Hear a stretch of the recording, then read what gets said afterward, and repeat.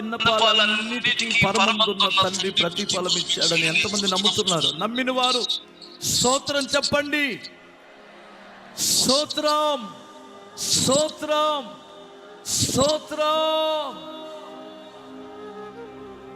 నాకిందాక ఒక్క మాట వినండి. ఓ చెల్లి ఒక లెటర్ ఇచ్చింది. ఆమె తల్లిదండ్రులు ఇద్దరు గుడ్డివారు, కళ్ళు లేనివారు. పాపం ఆ తల్లిదండ్రులు ఇద్దరు ఈ అమ్మాయికి పెళ్లి చేసిన సంవత్సరం తిరగక మునిపే ఇద్దరు చనిపోయారు. భర్తని మా చర్చికి వచ్చే అబ్బాయే, ఆ అబ్బాయికి ఇచ్చి పెళ్లి చేశారు. ఒక కొడుకు పుట్టాడు. బాధకరమైన విషయం ఏమిటంటే ఆమె కడుపులో చిన్న చిన్న గడ్డలు, 8 క్యాన్సర్ గడ్డలు ఉన్నాయి. ఆపరేషన్ చేశారు, మామూలు గడ్డలని అయిపోయింది. దాన్ని బయాప్సీకి పంపిస్తే క్యాన్సర్ అని తేలింది. క్యాన్సర్ అని తేలిన తర్వాత మరలా ఆమెకి కీమో పెడదాం అనేసరికి ఇంకా కొన్ని గడ్డలు వచ్చినాయి. మరలా ఆపరేషన్ చేశారు.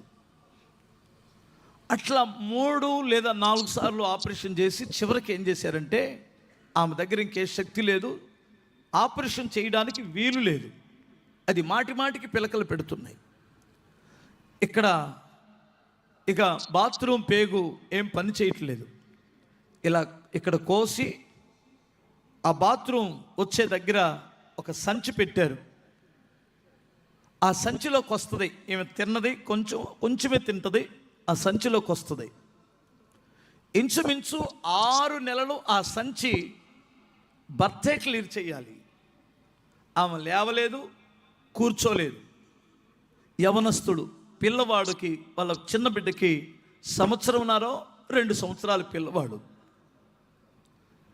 ఇంకా డాక్టర్ని అడిగితే ఏమన్నారంటే ఈమె మీద ఆశలు కోల్పోండి అన్నాడు. ఇక మా వల్ల కాదు, ఈమె బాడీ సహకరించదు, అయిపోయింది ఈ అమ్మాయి పని అని చెప్పారు. పోయిన సంవత్సరం ఇదే మీటింగ్లోకి వచ్చి ఆ అమ్మాయిని పేషెంట్గా తీసుకొని వచ్చి ఇక్కడ పడుకోబెట్టుకొని దేవుని దగ్గర ఆ బిడ్డ కన్నీరు కార్చాడు. ప్రభువా, వచ్చే సంవత్సరం కల్లా నా భార్య బ్రతికుంటుందా? నేను నా బిడ్డ ఏం కావాలి? నేను ఎంతగా ప్రేమిస్తున్నాను నా భార్యను, ఆమెకు తల్లిదండ్రులు కూడా లేరు. నేను ఏంటి ఈ పరిస్థితి అని ఈ మీటింగ్లు తీసుకొని వచ్చి పిచ్చివాడు ఏడ్చినట్టు ఏడ్చుకొని వెళ్ళారు భార్య భర్తలు. ఇది పోయిన సంవత్సరం మాట. ఇప్పుడు మాట ఏంటో తెలుసా? ఆ అమ్మాయి ఎక్కడుందో?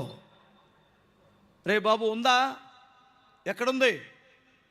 పిలు, ఒకసారి చూపిస్తాను. అబద్ధాలు అనుకుంటారు వాళ్ళు.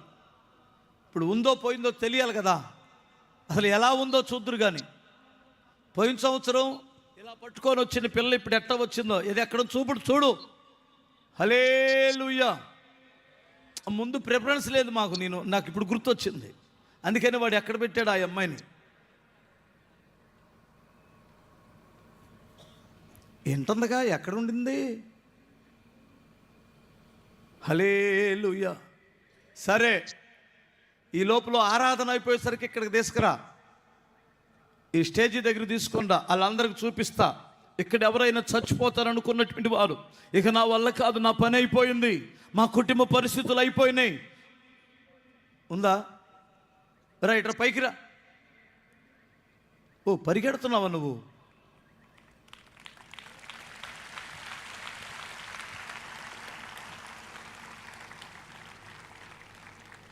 ఇప్పుడు సంచిగించి ఏం లేదు.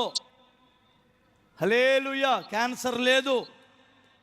డాక్టర్లు మననే అన్ని టెస్టులు చేసి ఏమొక డోకా లేదు, ఏమో ఎలా బ్రతికిందో మాకు అర్థమై సావట్లేదని డాక్టర్లు జుట్టు పీక్కుంటున్నారు. హల్లెలూయా. రే రారా, నువ్వు రారా.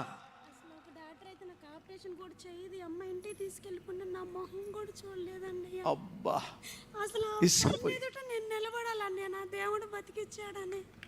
హల్లెలూయా. రా రా రా, నిన్ను పరిచయం చేస్తాను రా. అసలు ముందు నువ్వే అసలు మామూలోడు కాదు. తలకాయ నొప్పి వచ్చేనే పట్టించుకోవట్లే ఒక్కొక్క భర్త. కంటికి రెప్పలా నా అత్తమ్మ కూడా, కంటికి? మా అత్తమ్మ మా ఆయన, నేను ఎన్ని రాత్రులు నిద్రపోలేదో మా అత్త అన్ని రాత్రులు నిద్రపోలేదన్నయ్య. అత్తల్లారా,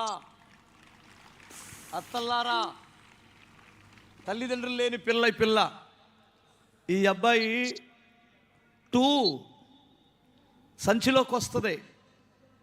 ప్రతిరోజు దాన్ని క్లియర్ చేయాలి, కడగాలి. ఆ అమ్మాయి లేవలేదు, కడుక్కోలేదు. ఎంత ఈ అబ్బాయి ఫస్ట్ దేవుని కృప అయితే, రెండవది ఈ అబ్బాయి ప్రేమ ఈ బిడ్డని బ్రతికించింది. ఇంక ఈ సంవత్సరం ఏ ఇబ్బంది లేదు. పోయిన సంవత్సరం బ్రతికిద్దో లేదో తెలీదు. కృతజ్ఞత కలిగి బ్రతకండి. హల్లెలూయా. నేను ఎందుకు ఈ విషయాన్ని చెప్తున్నానంటే, అంతకంటే దుర్భరమైనటువంటి జీవితం ఇంకెవరికి ఉండదేమో అనుకుంటున్నాను నేను. వారిని దేవుడు కాపాడిన ఇలాంటి కూటాల్లో వాళ్ళ మొర ఆలకించి ఇప్పుడు మన మధ్యలో సజీవంగా సాక్షిగా నిలబెడితే, నిన్నెందుకు నిలబెట్టడం అంటున్నాను నేను. ఇప్పుడు